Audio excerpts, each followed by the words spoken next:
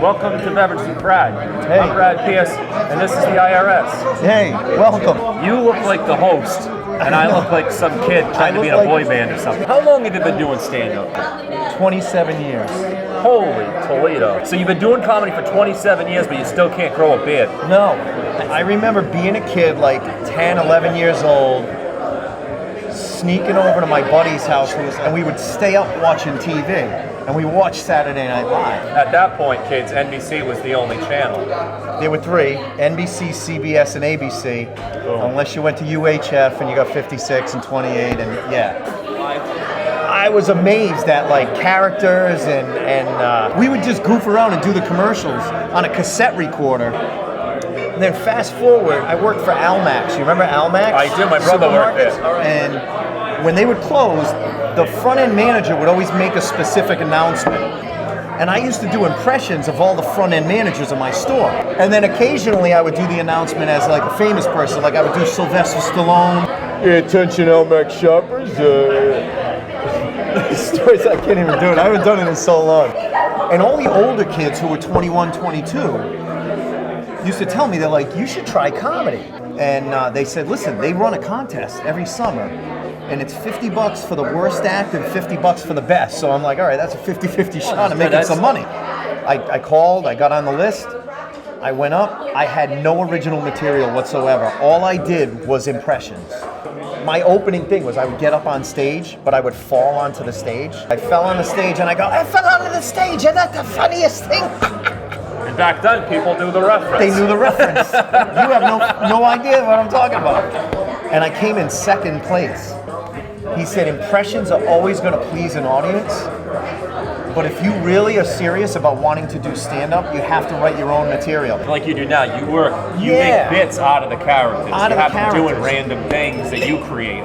If you could go back and talk to yourself after you had only been doing it a year and a half, is there something you'd be like, hey dude, just so you should know? Write about you.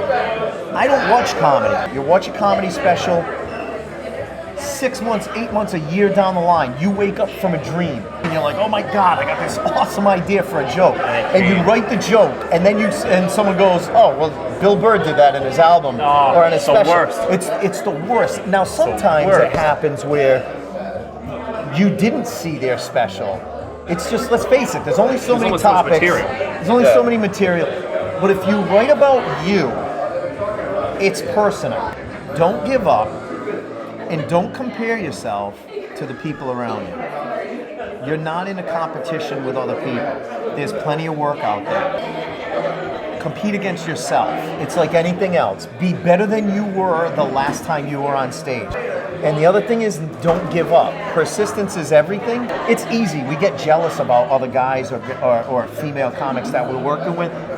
I can tell you right now, people I used to be jealous about don't even do comedy anymore. Yeah.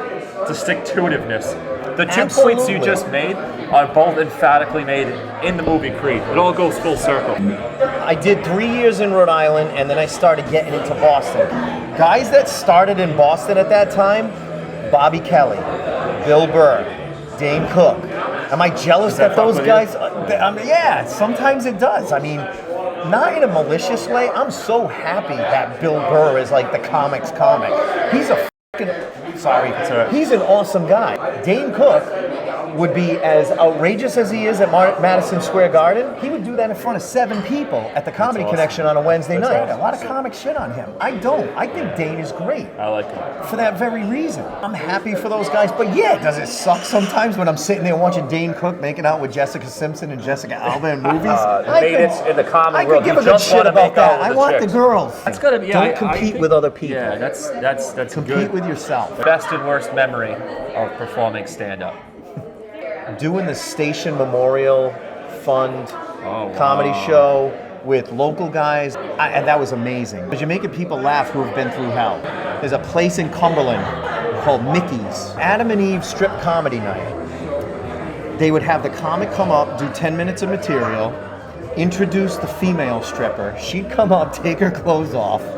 Then the comic would come up, do another 10 minutes of material, which, by the way, no one laughed. No one wanted to see a How do comic. you compete with that? So then you would come up, do another 10 minutes, and bring up a male stripper. The Caligula comedy show. Yeah. If you can deal with a shitty audience like that at a place like that, you could deal with any comedy club audience. Where are you at now? One, I work very closely with the guys from Funny for Funds. So Mike Murray and Bill Simus. I consider them two of my closest friends. I also came up with the Royal Flush concept. So I have a Royal Flush comedy show. You've been on it. I love it. And you know, we do it at Newport Grand every other month.